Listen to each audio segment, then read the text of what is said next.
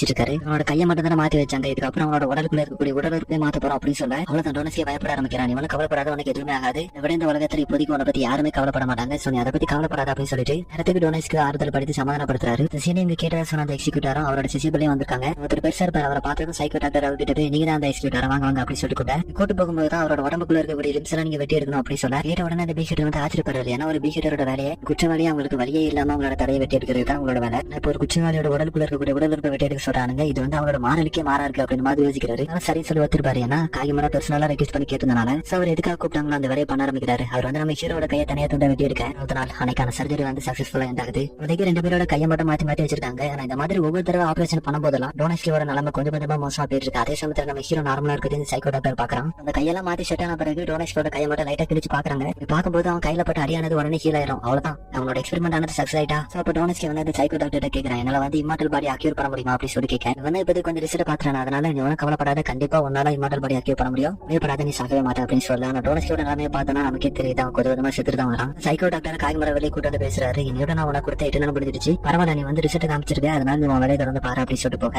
அடுத்து முக்கியமான பாடி டிரான்ஸ்பர் பண்ணக்கூடிய எல்லா ஆபரேஷனும் முடிச்சிட்டாங்க போல. நாளைக்கு டோனஸ்கியோட ஃபைனல் டெஸ்ட் வந்து ஃபுல்லாவே மட்டும் லைட் ஆனா அப்படிங்கிறதுக்கான ஒரு டெஸ்ட் நடக்கும். ஒரு நாள் மாதிரி டோனஸ்கியோட நிலைமை வந்து ரொம்பவுமே கொடூரமாயிடுச்சு. தூக்கத்துல கூட அவனோட ஒய்ஃப் நேம் தான் சொல்லி புலம்பிக்கிட்டே இருப்பான். நான் டோனஸ்கியோவை பாத்துக்கிறதுக்காக ஒருத்தவங்க அரேஞ்ச் பண்ணிருப்பாங்கல்ல, அவங்க வந்து நல்லாவே கேர் பண்ணி டோனஸ்கியோவை பாத்துப்பாங்க. அதனால அதுக்கு அந்த சைக்கோ டாக்டர் ரொம்பவே பதட்டமா இருக்கா. எனக்கு தெரிஞ்சா இதுக்காக தானே ஒர்க் பண்ணிட்டு இருந்தா இல்லையா. பொறுமையா அவனோட டெஸ்ட்ல வந்து கீழல் போட்டு பாக்குறாங்க. அந்த காய் வந்து ஹீல் ஆயிரும். எனக்கு வந்து ஒரு பெருமூச்சு, அவ்வளவுதான், எக்ஸ்பெரிமெண்ட் சக்சஸ் ஆயிடுச்சு அப்படின்னு சொல்லி வந்து நிம்மதி ஆகிறதுக்குள்ள இருந்து காகிமரா இதை மட்டும் பார்த்தாது அவன் வந்து இம்மார்டல் சொல்றதுக்கு அப்படின்னு சொல்லிட்டு ஹீரோக்கு அவரோட இதயத்துல குத்தி எப்படி டெஸ்ட் பண்ணாரோ அதே மாதிரி டெஸ்ட் பண்ணலாம் போக சைக்கோ டாக்டர் இதை வந்து ஈஸியா ஒத்துக்க முடியல. அதை பார்த்து காகிமரா உன்னோட டெஸ்ட் மேல உனக்கே நம்பிக்கை இல்லையா அப்படின்னு மாதிரி கேட்க வர சைக்கோ டாக்டரை பார்த்து நீங்க ஒன்னும் கவலைப்பட வேண்டாம், இப்ப தான் என்னோட டெஸ்ட் நீங்க வெட்டி பாத்தீங்க, நீங்க நினைச்ச மாதிரி ஹீல் ஆயிடுச்சு, சோ உங்க மேல எனக்கு வந்து நிறையவே நம்பிக்கை இருக்கு அப்படின்னு சொல்லிட்டு ஒத்துக்கிற மாதிரி தான் தெரியுது. ஆனா டாக்டருக்கு இது ஒத்துக்க மனம் வரல. சோ நம்ம ஹீரோவும் சொல்றாரு, நல்லா யோசிச்சு முடிவு, அவனை பாக்குறதுக்கு உனக்கு எந்த விதத்துல இம்மாற்ற மாதிரி தெரியுது அப்படின்னு சொல்லி கேட்க சிச்சுவேஷன்ல எந்த முடிவு எடுக்கிறதுனே தெரியாம ரொம்பவுமே குழம்பு இருக்கு. காகிமரா கேட்கிறாரு, உன்னோட ஆராய்ச்சி மேல நம்பிக்கை இருக்கா அப்படின்னு சொல்லிட்டு கேட்கிறாரு. டாக்டர் அவரோட மனசை கல்லாக்கிட்டு டெஸ்ட் நீங்க தொடருங்க அப்படி சொல்ல காகிமரா அவரோட சாடை வெளியே எடுத்து டோனஸ்கியோட இதே இருக்கக்கூடிய அந்த பகுதியிலே குத்துறாரு. உனக்கும் எதாவது ஆயிடக்கூடாது, எப்படியாவது இந்த டெஸ்ட் சக்சஸ்ஃபுல் ஆயிடும் அப்படின்னு சொல்லி இவங்க வேண்டிட்டு இருக்கேன். டோனஸ்கி ஒரு மாதிரி துடிக்க ஆரம்பிக்கிறான். சடனா அவனோட செஸ்ட் வந்து ரத்த பீச்சு அடிச்சு அந்த இடத்துல இறந்து போறான். டாக்டர் டோனஸ்கியோட செஸ்ட் பிடிச்சபடி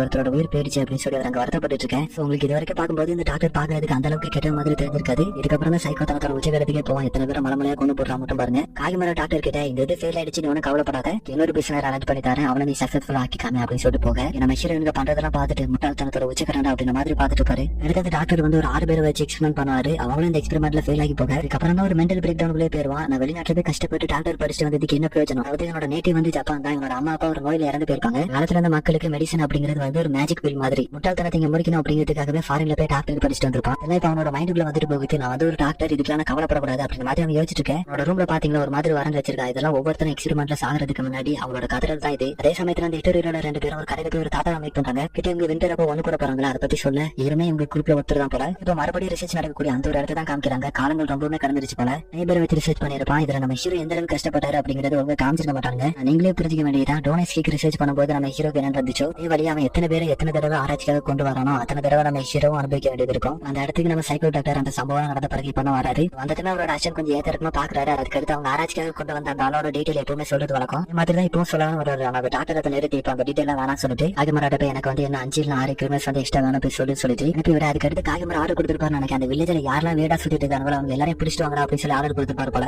இன்னும் இப்போ நாட்கள் அந்த 2 பேரும் கடைக்கு போயிட்டு திரும்ப வந்துட்டு இருக்கும்போது ரோட்ல சும்மா சுத்திட்டு இருக்கவங்களா பிடிச்சிட்டு இருக்கிறத பாக்குறாங்க. இவங்க ஒரு பாலத்தை கடந்து போகும்போது ஒரு சாம்பராய் வராங்க. இவங்களை நான் அந்த சிட்டில பார்த்ததே கிடையாதுரா அப்படின்னு அந்த 2 பேரை பார்த்து கேட்கும்போது இவங்க ஏதாவது சொல்லி சமாளிக்காம போகும்போது அதுக்குள்ள அந்த சின்ன பொண்ணு கோவா இருக்கால அதை எடுத்து சண்டை போட தயாராகிறா. என்னமா பண்ற அப்படின்னு சொல்லிட்டு கேட்கும்போது அந்த பேசி எந்த ஒரு பிரச்சனையும் கிடையாது, அவங்க பாரு அவங்க ஃபர்ஸ்ட் வந்து நம்ம ஏதாவது பண்ணணும் அப்படிங்கிற நோக்கத்துல தான் இருக்காங்க அப்படின்னு சொல்ல அதுக்கடுத்து அவங்க 2 பேருமே சண்டை போட தயாராகிறாங்க. வந்து எவ்வளவு தடுத்து பாப்பா, நீங்க அதுல இருக்கக்கூடிய யாராவது ஒருத்தர் கொண்டுட்டீங்கன்னா உங்களுக்கு வந்து டெத்துக்கு முன்னாடி கொடுத்துருவாங்க அப்படின்னு சொல்லி சொன்னா இதுக்கப்புறமா நம்ம பேசி எந்த ஒரு பிரச்சனை இல்லை அப்படின்னு சொல்லிட்டு என்ன கூப்பிட்டு காத்துக்கு ஏதோ சொல்றாரு. என்ன சொன்னாரு அப்படிங்கிறது காமிக்கலாம். அதை கேட்டு 2 ஆச்சரியப்பட அவரோட பதறுக்குள்ள தள்ளி விட்டுட்டு அவங்க 2 பேரும் சேர்ந்து அங்க வரக்கூடிய எல்லாரும் வெட்டி வீச ஆரம்பிக்கிறாங்க. ஆனா ஆட்கள் குறைஞ்ச மாதிரி தெரியல, ஆட்கள் குஞ்சு வந்துகிட்டே இருக்க பெரிய மனுஷன் இருக்காரு. அவர் 2 அந்த டோவாங்கிற பொண்ணு ரிவர்க்குள்ள தூக்கி வீசிட்டு இருக்கக்கூடிய யாரும் அவங்களை தொடர்ந்து பேரப்படாது அப்படிங்கிறதுக்காக இவருங்க கிட்ட மாட்டிக்கிறாரு. அடுத்து இவங்க 2 பேரும் தப்பிச்சு வந்த பிறகு டோவாகரன் கதிரி அழுத்துட்டு இருப்பா.